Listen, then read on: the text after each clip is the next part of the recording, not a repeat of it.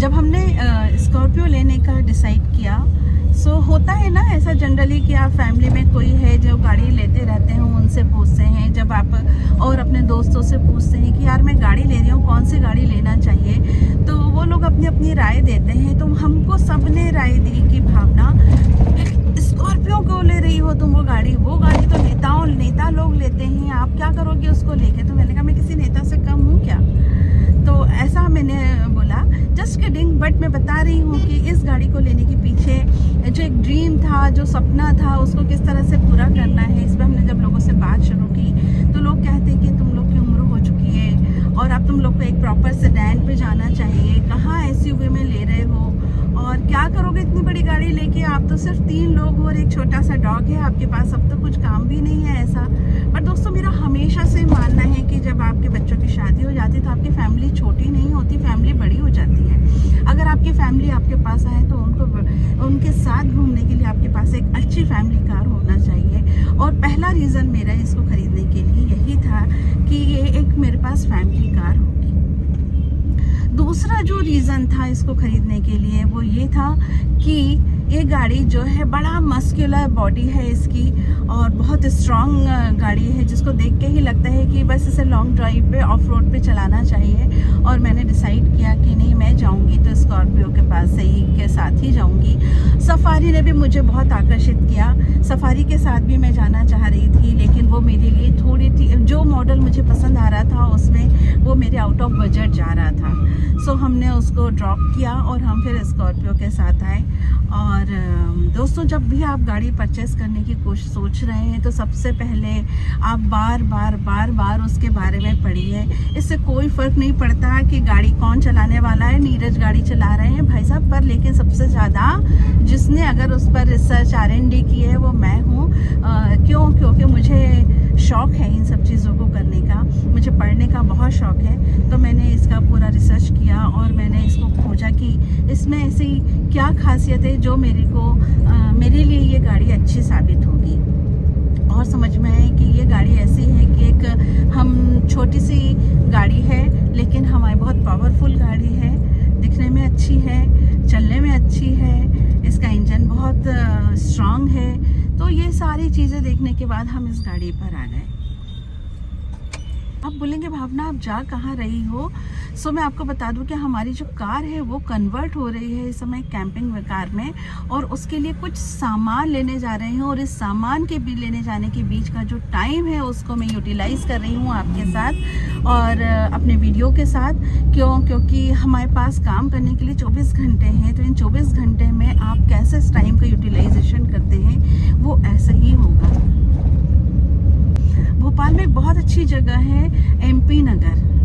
ये MP नगर एक तरह से मान लीजिए तो यहाँ पर आपको दुनिया की हर चीज़ मिल जाती है रियली। अभी हम वहाँ जा रहे हैं हमारे कैंपिंग के लिए, हमें कुछ सामान कैंपिंग के लिए नहीं, गाड़ी के कन्वर्जन के लिए कुछ सामान जो चाहिए, जो कि हमारे कारपेंटर किशन ने मंगवाया है। सो उसको लेके जाने के लिए हम जा रहे हैं। सो मैं आपको बता रही थी कि मैंने 7 सीटर कार क्यों खरीदी। तो पहला रीज़न था कि एक फैमिली कार है, दूसरी इसका बूट स्पेस मुझे बहुत पसंद आया, क्योंकि जब आप पीछे वाली 3rd सीट को निकाल देते हैं तो इसमें बहुत अच्छा स्पेस निकल के आया है, जहाँ पे मेरा एक बड़ा ह्यूज सा किचन बन गया है। और मैंने इसको जो बनाने की कोशिश की है वो मैंने इसमें बड़े बड़े कंपार्टमेंट्स बनाए हैं। मैंने बहुत सारे पार्टीशंस इसमें नहीं डाले हैं, रीज़न कि जब भी आप इसको बनाना स्टार्ट करते हैं तो आपको पहले से प्लानिंग करनी होगी कि आपको क्या रखना है इसके अंदर, क्या क्या सामान इसके अंदर आएगा।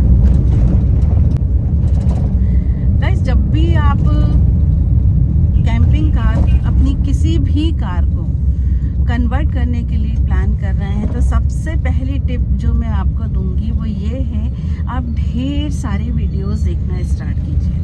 YouTube पे ढेर सारे वीडियो है, Pinterest पे ढेर सारे कैंपिंग के पिक्चर्स हैं, वीडियोस अवेलेबल हैं, और उनको आप देखिए। इससे कोई फ़र्क नहीं पड़ता कि वो हिंदुस्तान के हैं या किसी बाहर के देश के हैं, आप उनको देखते रहिए, क्योंकि यहाँ से आप उनको विजुअलाइज करते हैं कि आपके लिए कौन सा अच्छा होगा, आप अपनी कार में कौन सा मॉडिफिकेशंस करा सकते हैं। मेरा पहला जो वो था कि मेरे को अपनी कार में कोई भी इलेक्ट्रिफिकेशन, एक भी स्क्रू नहीं कसना घुसवाना है, तो मुझे इस तरह से जो डिज़ाइन करना था, तो मैंने तय करा था कि मैं पहले बहुत सारा इस पर काम करूँगी, देखूँगी, पढ़ूँगी।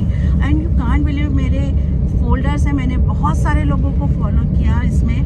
मतलब मैंने कैंपिंग के जो बड़े बड़े लोग हैं कि सबके वीडियोस देख डाले, लेकिन फॉलो फिर किसी एक को किया। एंड थैंक यू कपिल भाई का नाम लेना यहाँ पे बहुत ज़रूरी है।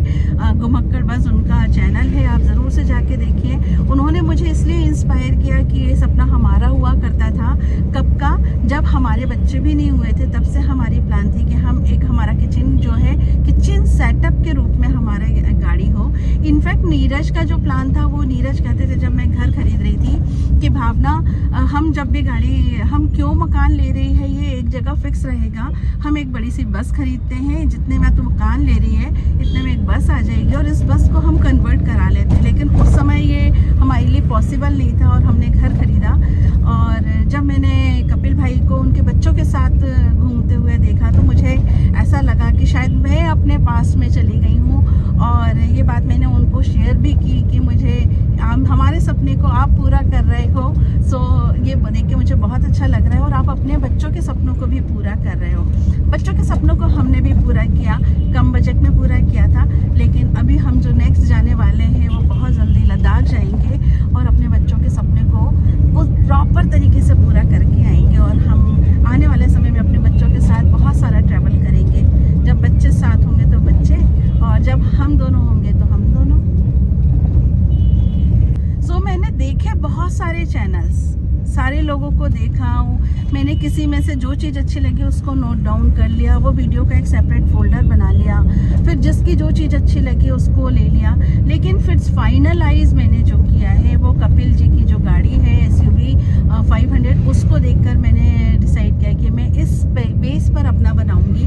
बट दोनों गाड़ियाँ अलग है, दोनों की बूट साइज़ अलग है, हमारी डोर ओपन्स जो है, बैक डोर, वो अलग तरीके से ओपन होते हैं। तो इसमें सारे चेंजेस मुझे करने पड़े। और इसको मैंने बहुत बार पेपर पे डिज़ाइन किया, बार डिज़ाइन किया। बिकॉज मैं जो architecture and interior design department में काम करती हूँ, तो मुझे पता है कि जब भी आप कोई चीज़ प्लान कर रहे हैं तो वो पहले पेपर पे की जाती है। अगर मैं आपसे प्रश्न करती हूँ, चलिए इसी बात पर आपसे मेरा एक प्रश्न है और मैं 2 मिनट के लिए पॉज भी लूँगी। आप ये बताइए, ताजमहल कितनी बार बना? आपका आंसर मुझे समझ में नहीं आ रहा, लेकिन आपको पता है कि ताजमहल कितनी बार बना। दोस्तों, ताजमहल 2 बार बना। एक बार कागज़ पे बना और दूसरी बार आगरा में बना। जब भी कागज़ पर आप डिज़ाइन करते हैं, किसी चीज़ को पेपर पे प्लान करते हैं, तो उस चीज़ को सही तरीके से बनाने में आपको बहुत मदद मिलती है और आप उसको प्लान करके बना सकते हैं। तो आप जब भी कैंपिंग के लिए प्लान कर रहे हैं, कैंपिंग कार को कन्वर्ट कराने के लिए प्लान कर रहे हैं, आप बहुत सारे वीडियोस को देखिए, बहुत सारे लोगों को फॉलो कीजिए। और इसमें एक ओवरलैंडर्स जो ग्रुप है, उनको भी मैंने बहुत फॉलो किया।